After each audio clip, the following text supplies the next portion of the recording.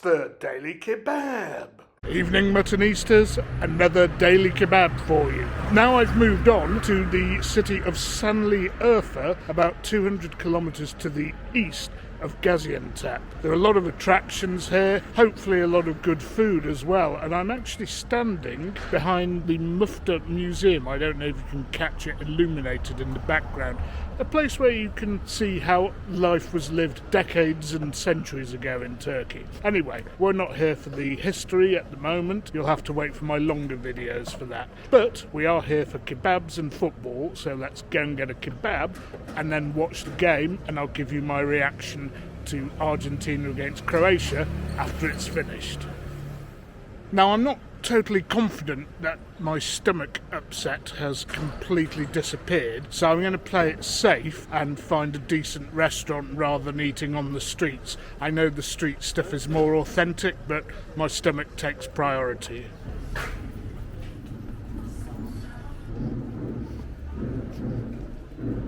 Okay, Muttonistas, unfortunately all I could find were, shall we say, top-class restaurants which were either in hotels or had dinner and dance shows. So I'm going to take a chance and go to a place the locals recommended, and it tallies with the English-speaking reviews that I've seen on Google and TripAdvisor. Not always reliable, but it's the best I've got to go on. It's called the Altin Tabak, and I have to say, it doesn't look at all shabby. I mean, it's not really a street food place. Anyway, we're settled inside. The good thing is that they speak English. The patron took me through his menu, and he recommended a kebab that I've not actually tried before. Now, I keep travelling around all these parts of Turkey. You think eventually you're just going to run out of kebabs to try, but no, not so. What I've ordered is a has kebab. Now, I'm not sure what the difference is between this and the Adana and Urfa. I know Adana is ground meat and spices, and Urfa is not spicy, and we'll definitely be having one of these whilst we're in its native city. However, this one, I'm not quite sure what it is. I'm pretty confident from what I've read that it is most definitely lamb. And a little side salad and water has arrived, and hopefully shortly my staple drink in these places, the ayran yogurt drink, will be coming shortly. I can't really do without them when I'm having a kebab now. Cometh the ayran, cometh the kebab, and it looks absolutely delicious. I managed to pull up a Turkish website and get a translation, and apparently it's a lamb kebab, and the meat is specifically sourced from male lambs in this particular area, and only salt is added in the grilling, barbecuing, or whatever you want to call it process, so it should have a taste of pure meat. And I know you can't smell it on a video, but I can, and wow, what meaty aromas. And nestling under there, some very hot looking chilies. I would love to tuck into those, but I'd better not. Okay. Very strong lammy meaty flavour. And I thought it wasn't supposed to be spicy, but I can taste a bit of spice. Oh well, that makes it even better in my opinion. And this is a kebab that really should be eaten with bread, just to soak up all those meaty juices. Anyway, I'm going to get on with this, and after I've polished it off, I'll go and watch the match and bring you my reaction. I have to come back to that kebab. That was wonderful, that was. I've been told that the lamb that they use is fed on local flora. I'm guessing that's mainly grass. And otherwise, if it's not fed on that specific vegetation, it can't be a has kebab. Basically, if you like your lamb, you will adore this kebab. And the bread soaking up those juices beautifully. Oh. Anyway, I've been waffling again for too long. Let's go and watch the match. Here's the chef who grilled that most wonderful kebab, and even after the restaurant closed, he kindly made me a cup of tea.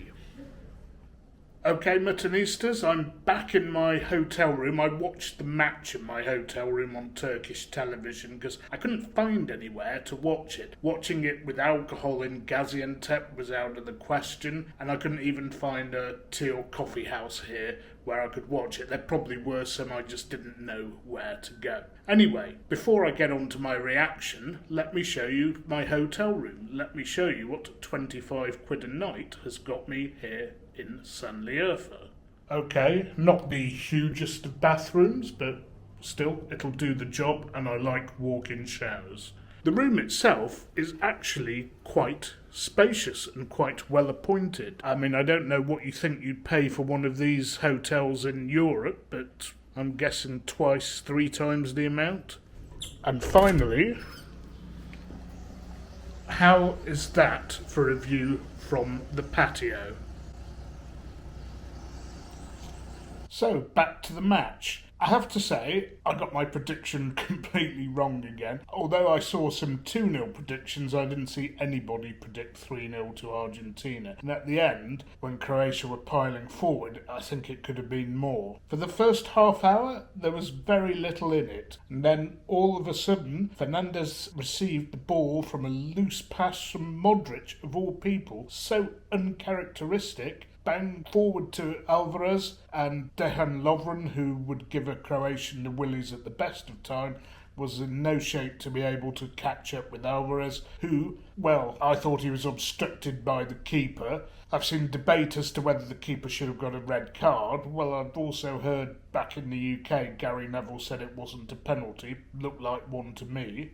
And then Messi struck a penalty that even the Croatian king of penalty stops, Livakovic, could not stop. If you hit them there at that speed, nobody's going to save those. And then Croatia, who'd played so solidly and cautiously in their previous matches, were caught well up the field for the second goal. Alvarez ran most of the field. Okay, the ball kind of broke luckily for him at the end when the defender couldn't clear properly. He ran through and it bounced off a defender as he was trying to surge past the last 1 or 2 Croatian defenders, but his deft flick at the end, again too good for the Croatian keeper, and at that point Argentina were really in control. However, come the second half, I thought Croatia were getting right back into it, and I thought they had a couple of great chances. At least one of those was burnt by Lovren, who unfortunately is not the right man. Well, certainly not the man you want to be in that position. To be honest, he's not a man you'd want to see on the pitch for your team if you had the choice. And Croatia really needed to take at least one, if not both, of those chances, because what happened then was pretty hard to defend against. Messi on the touchline, managing to power his way past a defender, and then getting it to the byline, and then turning the Croatian mass defender inside and out, and a delicious assist to Alvarez, who made no mistake. And then at that point, at 3-0, it was game over.